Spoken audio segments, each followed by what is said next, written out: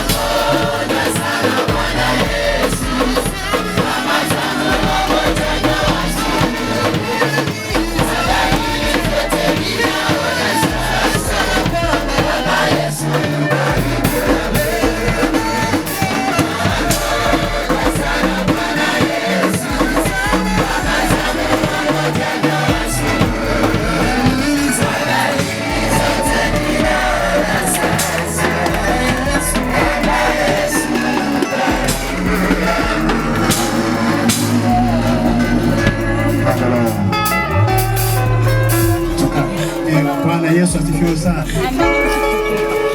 Tunaendelea na programu yetu kwa ibada ya maombi. Kabla ya mengine yote tuombe agape uwanjani kwa wimbo mmoja.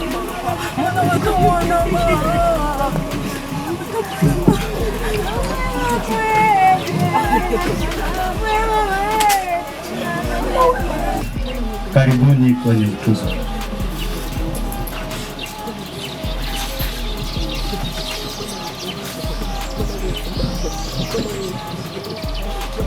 Mami Ochi na mimi wa Malonge. Hiyo nafikiri tuko hapa kwa ajili ya msiba ambao tumeachwa na mwanetu. Kwa hiyo nafikiri tu nitamkaribu kijana ili atoe hotuba fupi kwa ajili ya marehemu aliyetuacha. Mwishoni tutakwenda na mambo mengine. Karibu. Beno Miwechi ni Omolonge. Sawa, tutaenda kusoma hotuba wa marehemu. Leo inamo tarehe 15 mwezi wa 4 2025 Panyarugusu Kempu. Hotuba fupi ya marehemu. Jina la mtoto anaitwa Remi Esobe. Jina la baba wa mtoto anaitwa Esobe Masango. Jina la mama wa mtoto anaitwa Riziki Songolo. Na baba wa marehemu ni wa jamaa la Bashama Kulu, nyumba ya Ia. Mama wa marehemu ni wa jamaa la Bashimwenda, nyumba ya Onge. Marehemu alizaliwa tarehe 13 mwezi wa 6 2023 Panyarugus Camp.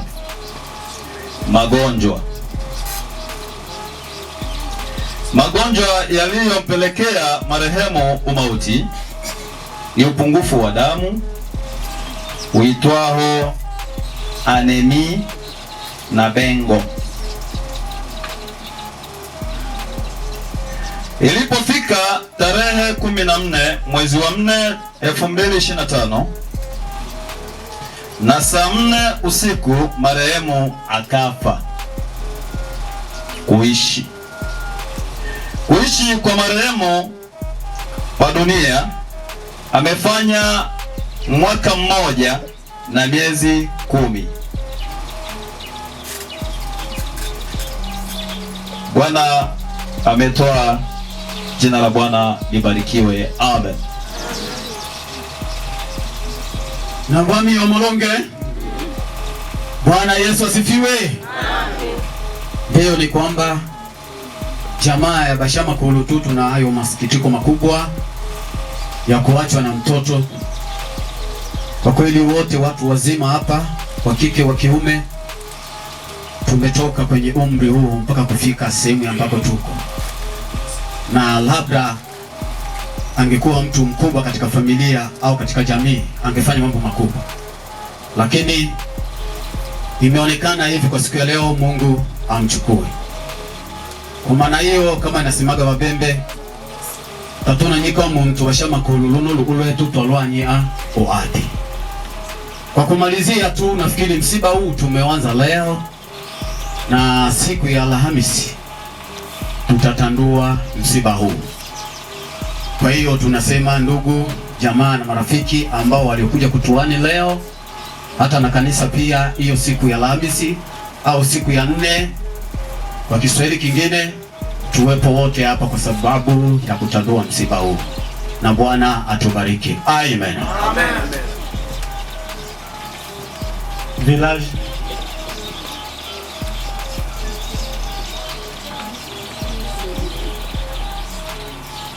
Kijiji de village.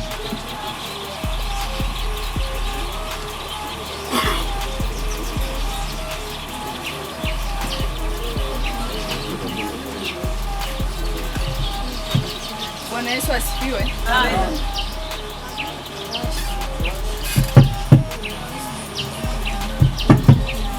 Jina la Bwana libarikiwe. Amen.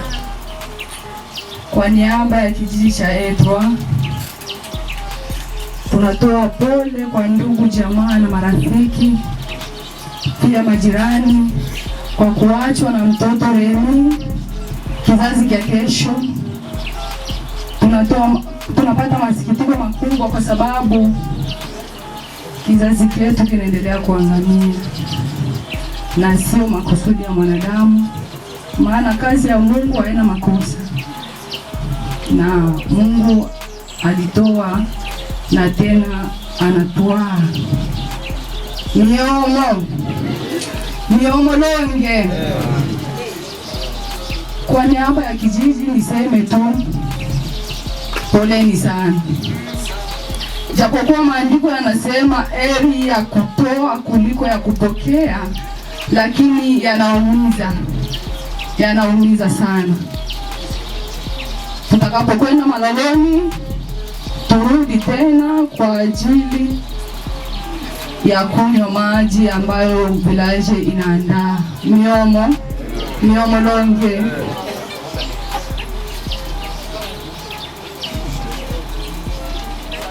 kanisa.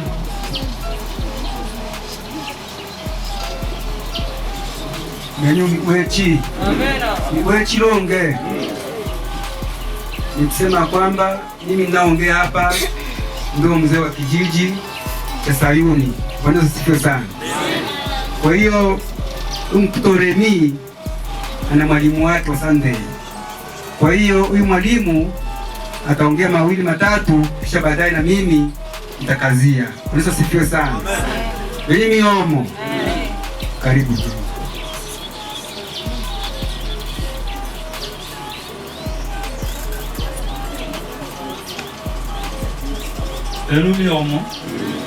Miomo Longe. Sawa, Bwana Yesu asifiwe. Mimi ndo mwalimu wake na Remi Esobe.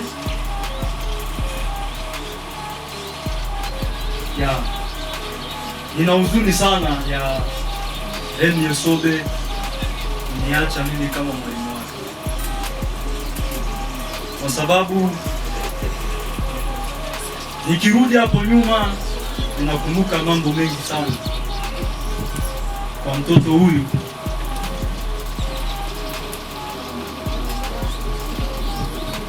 Kwa mtoto huyu Remi Esobe alikuwa kijana mcheshi sana. Kila akiniona ananiita sijui mwalimu. Kuna mara napita nakuja kuwachukua naenda nao Sunday school kwa sababu ya kulisikia neno la Bwana. Lakini kipindi ambacho nilikuwa nikiwasili pale kuwafundisha watoto, nilikuwa simuoni tena, lakini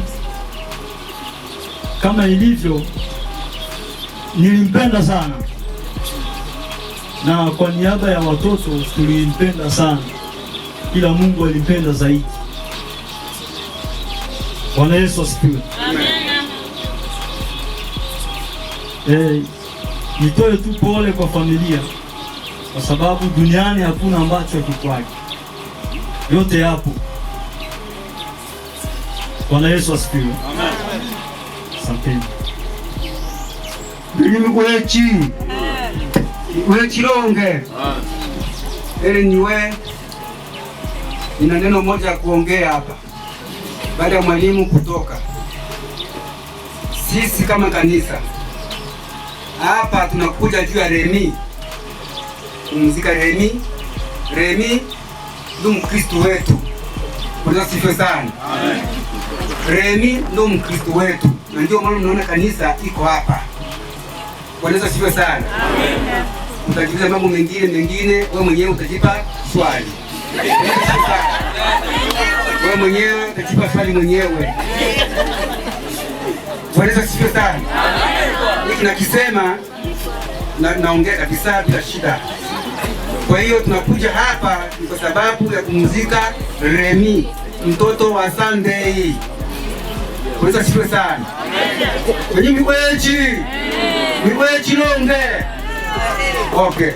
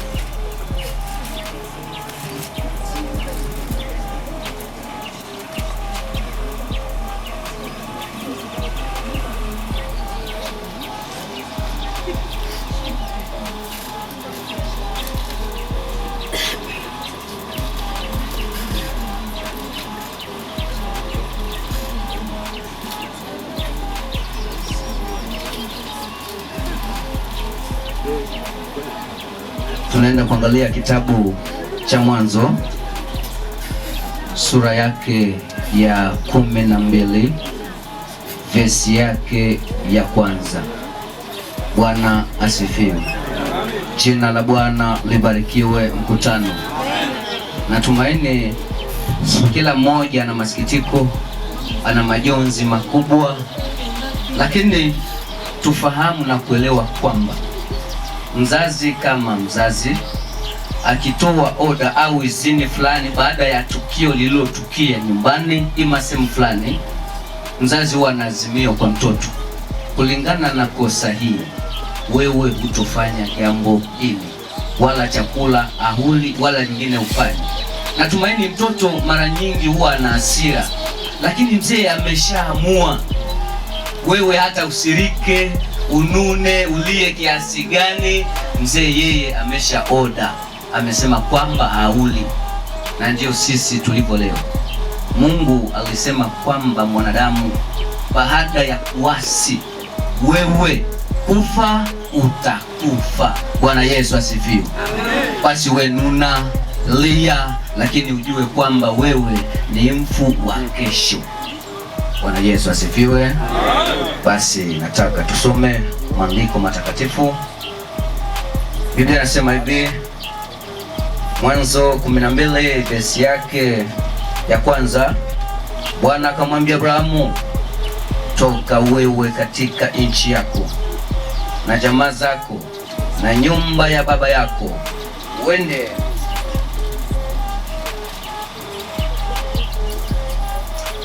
uende mpaka nchi nitakayo kuonyesha.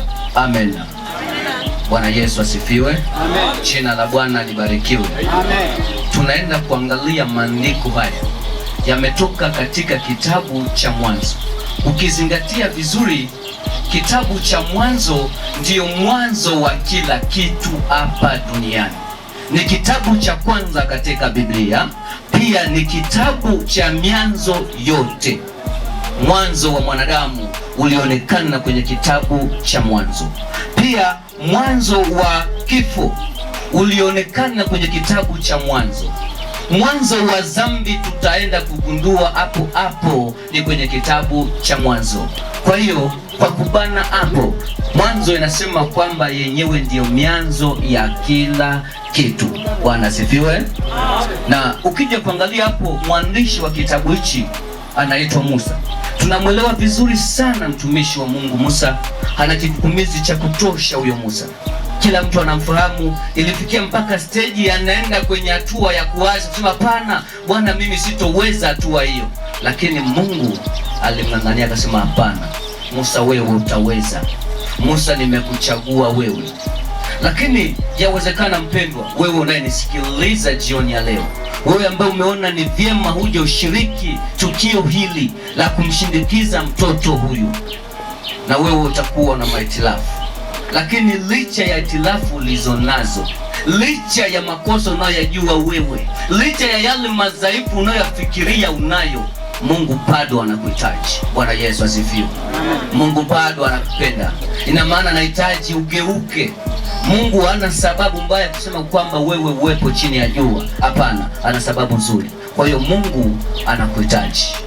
Basi nataka tuone neno la leo ambao tutashindia jioni hii ya leo, ili tuone Mungu ana sababu ya kukutoa wewe uje usikilize hiki. Yawezekana umekaa muda mrefu neno hili hujalisikia, lakini kuna kusudi. Na nitakuomba kupitia neno hili ujihoji mwenyewe, baadaye uchukue hatua kupitia neno letu la leo. Bwana Yesu asifiwe. Katika sura hii tutaenda kuona neno letu ambalo tutashindia leo, ambayo labda utaenda kuulizwa nyumbani, mtumishi wa Bwana, kwenye kilio cha mtoto kuna neno gani alilohutubia wanadamu? Nini Mungu amemuonesha ili atuase sisi? Nataka tuangalie katika kitabu hichi cha Mwanzo ya kwamba neno letu ambalo tutalishindia jioni ya leo ni toka vijijini. Bwana Yesu asifiwe. Asubuhi ya leo nataka nikwambie mpendo ya kwamba wewe utoke vijijini.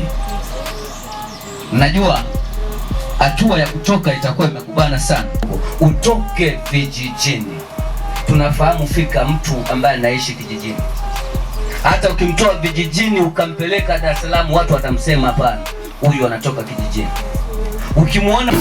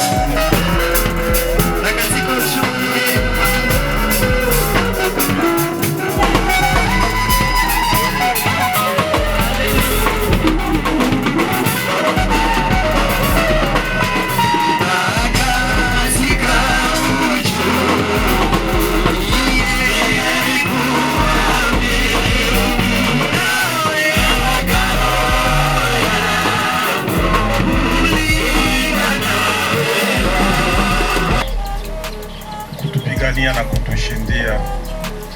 Ulipendezwa na mkutano huu kwa wakati huu, na sasa watoto wako walipokusanyika wamenyosha mikono kutoa changizo kwa ajili ya msaada kwa familia ambalo limeachwa. Tunakualika Baba, uwaone kila mmoja ambaye amenyosha mkono wake. Bariki kazi ambayo anaifanya kwa kupata kipato. Bariki nyumba yake, bariki afya yake, kutana na mahitaji yake ya kila leo.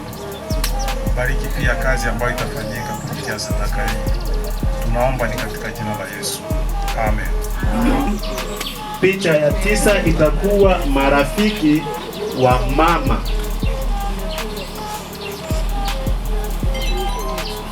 Picha ya 10 ni majirani na ya 11 ni picha ya kanisa. Karibu kwa ajili ya picha. Familia, karibuni kama nilivyowataja.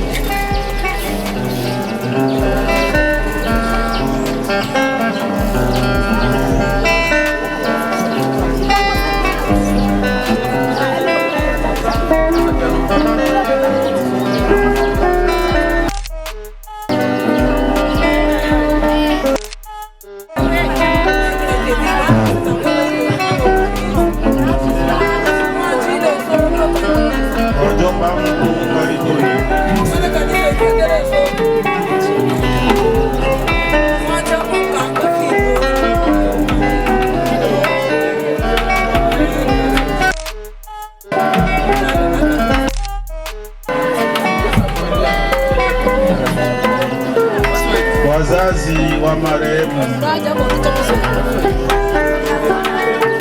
wazazi wa marehemu,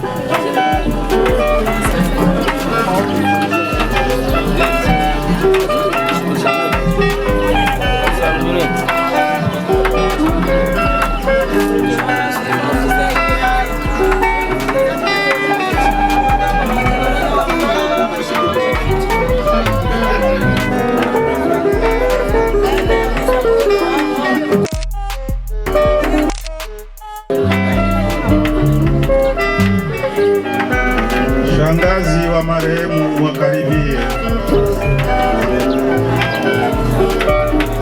Shangazi wa marehemu,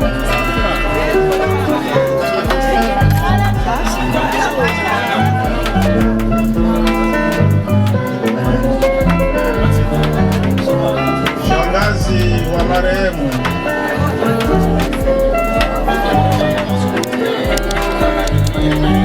ikiwa wapo tunaendelea na watoto wa kike wa Bashamakulu.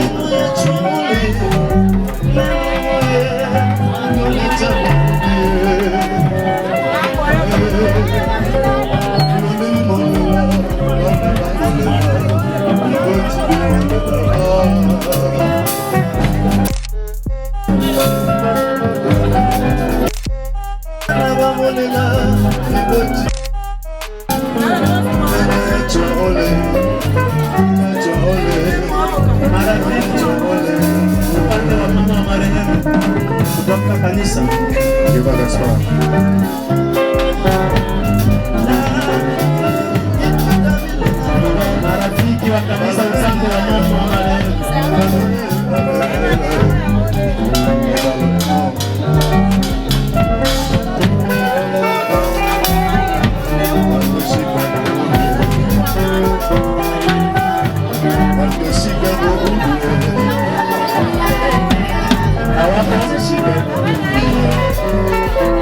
Marafiki upande wa baba wa marehemu.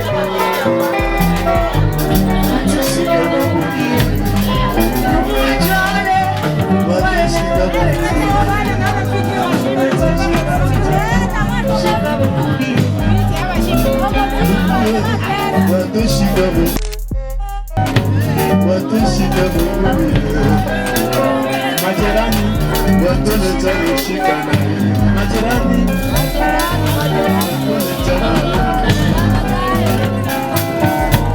watoleta kushikana, watushikana, majirani watoleta kushikana,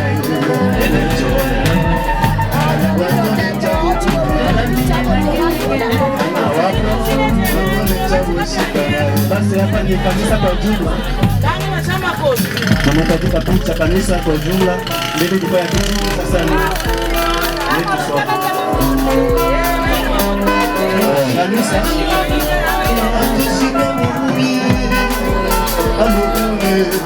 watu leta kushikana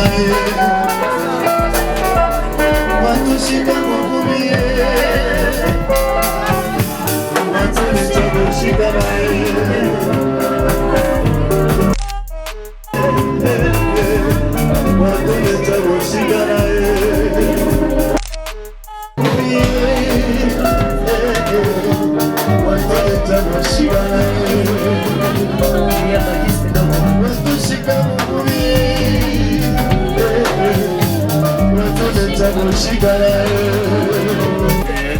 kombe alama kombe jalo ambana kashikucha dono nusuku emo ambana eto tuleano lumbakato chole echa unumbuchwa unumwana babi utumuna ni botata ntima okyo kebelecha yobe ocho to kebelecha nangira etunya ni muna no luenge lutusangilwe obo ube amuchunge netu mpaka vitula hao haluyi yana wake bolako ni muna ubalembe abe amuchunge netu ni muna vivyo mwingine china la Yesu.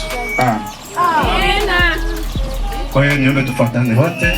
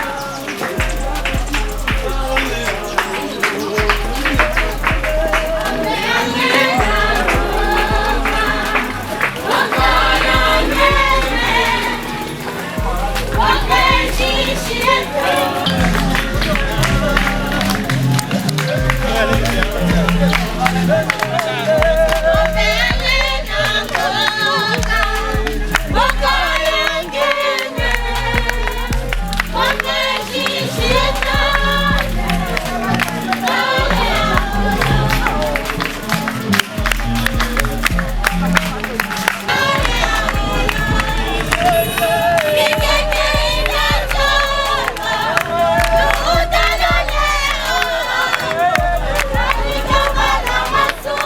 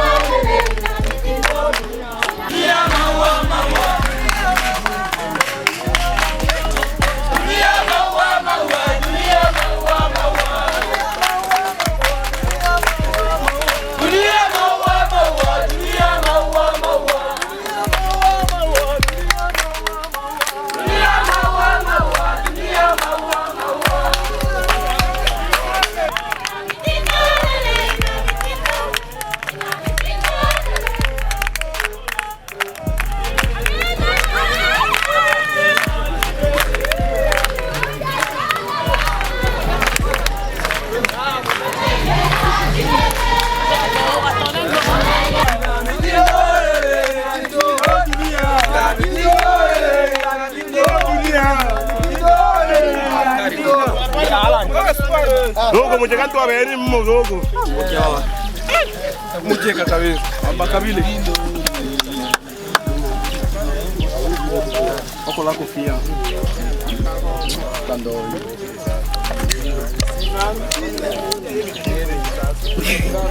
Eshianze sasa mitindo eshuka.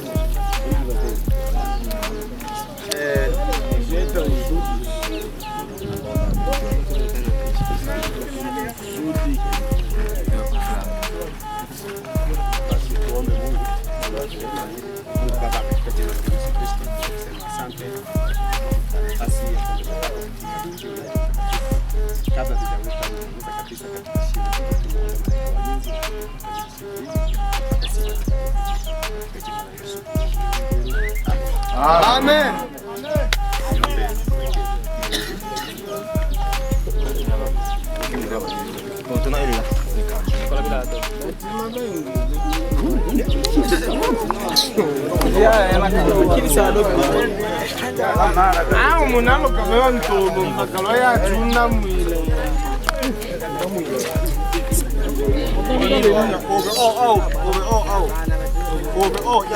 Bampanje.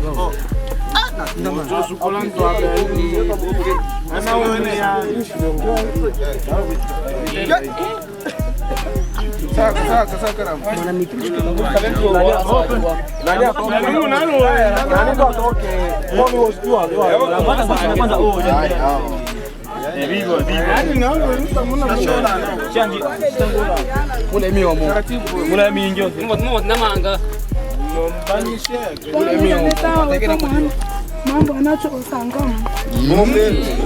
Senya polo. Tano. Ako patule kidogo ulasi. Hapa ni tonda omo tunavuka hivyo. Tata mpungaji. Tano. Anto andai. Kasuru. Segerea. Ndio. Kaza kidogo. Wala. Akiwa mwe. Nataka kawaida hiyo. Bea mzibio video hii. Ina bela hii. Tunaona bela hii. Pale ndio bado video. Ndio pozo ya sura ile inabashi.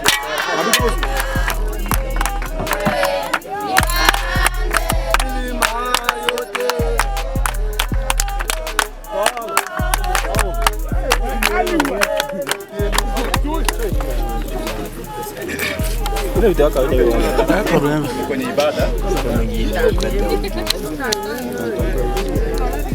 basi wakamletea watoto wadogo ili awaruse. Wanafunzi wake wakakemea, ila Yesu alipoona alichukizwa sana, akawaambia, waacheni watoto wadogo waje kwangu, msiwazuie, kwa maana watoto kama hawa ufalme wa Mungu ni wao. Amini nawaambieni, yeyote asiyekubali ufalme wa Mungu kama mtoto mdogo hataingia kabisa. Akawakumbatia, akaweka mikono yake juu yao, akawabarikia. Jina la Bwana libarikiwe sana. Amen. Hizi ni habari za Yesu Kristo wakati bado yuko hapa duniani. Katika huduma yake Injili alifanya kazi nyingi za kupita huko na huko, lakini ilifika sehemu walipotulia chini, watoto wadogo walitaka kwenda kumgusa au kumfikia Yesu. Lakini wale wanafunzi ambao walikuwa wanatembea nao kama timu yake, pia zetu sisi tufanane na watoto wadogo tunapokuwa kwenye kazi, tuwe kama watoto wadogo. Yaani kama utafanywa nini, wewe ukubali kila kitu. Lakini unakuwa unasimamia kusudi la Mungu ndani yako. Ndivyo aliweza kuruhusu wale watoto, na kisha wakamfikia, akafanya kila ambacho alitaka kuwafanyia, akawabariki ili wapate kuingia katika mlango wa mbinguni.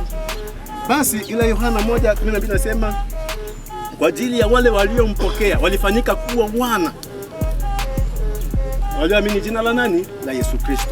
Kwa hiyo ukimwamini Yesu Kristo katika maisha yako utakuwa mwana, maana mwana ndo ana sehemu ya kurithi mali ya babaye. Na kwa hiyo ukienda kumwamini Kristo unakuwa mwana katika ufalme wa mbinguni. Unafananishwa na yule mtoto mdogo ambaye alimfikia nani? Yesu pale, akaweza kumkaribisha, akambarikia ili wapate kuingia katika ufalme wa Mungu. Na sisi pia katika ufalme wa Mungu inatubidi tukubali kuwa wana, ama tumkubali Yesu Kristo kwa Bwana na Mwokozi wa maisha yetu, ndipo tutaenda kufanya nini?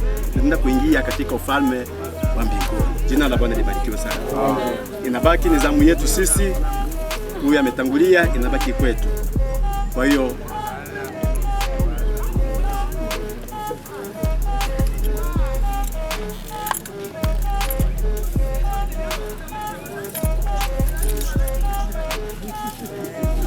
tunaenda fanya ishara hii ya remi, kuja mavumbini, tarudi mavumbini na ukafufuke ile siku ya mwisho katika mwili wa utukufu katika jina la Yesu. Amen.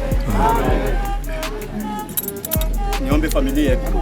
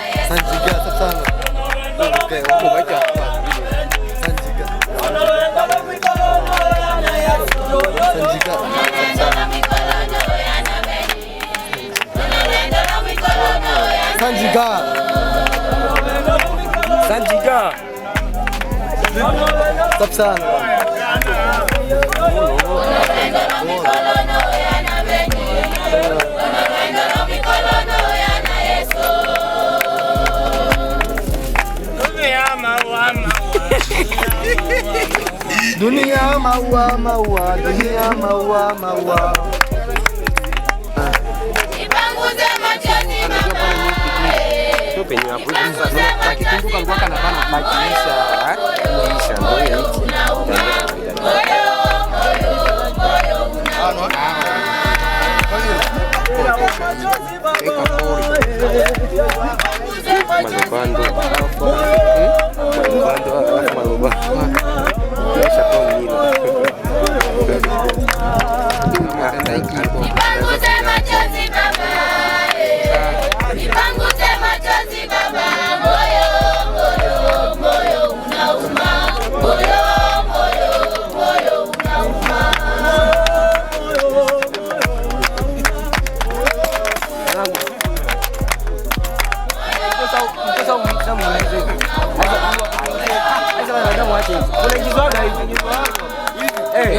Wachani hapo tena.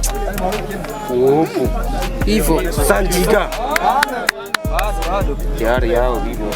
Sanjiga. Sasa kuna kuingiza kaba tayari. Na mwami yomo. Hivyo niaba yeye muongeza tena kwa pole manga achana kwa hulu. Wewe kuongeza tunabashika achiti hapo. Hivyo tunatena ni kwa pole manga hata mtume na longa kwa kile cha ono holo. Hivyo tuakanyama sana abecha ishi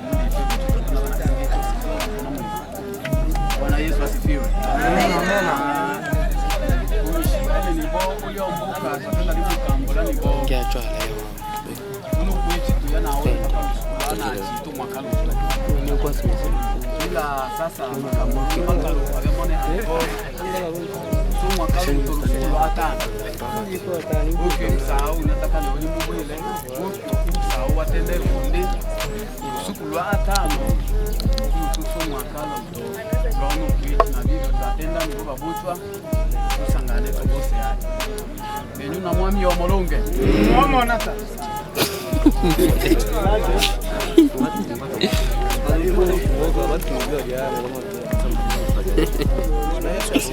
Amen.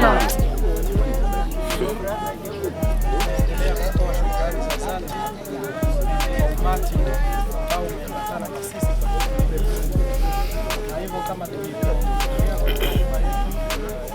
kwenye ibada ni kwamba turudi wote kwa ajili ya mlo ambao kijiji kinaandaa kwa ajili. Bwana Yesu asifiwe. Amen. Ndio kwa niaba ya kanisa kwa shukrani wote ambao wameshiriki kwa kazi hii.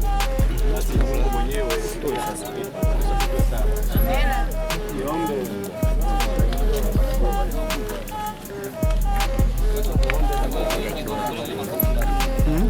Baba wa mbinguni, katika jina la Yesu, tuko mbele zako, tunaweka nyumba ya kijana Remi Isobe mikononi mwako.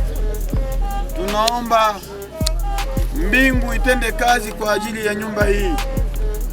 Mbingu ionekane katika nyumba hii. Tunapoondoka na kurudia majumbani, ninaomba pendo la Mungu Baba, neema ya Yesu Kristo, ushirika wa Roho Mtakatifu ambatane na kila mmoja katika jina la Yesu. Amen. Amen. Tendeni ndani ya Bwana. Mzee tafadhali swali. Inakumposti hao. Sanjiga. Nangu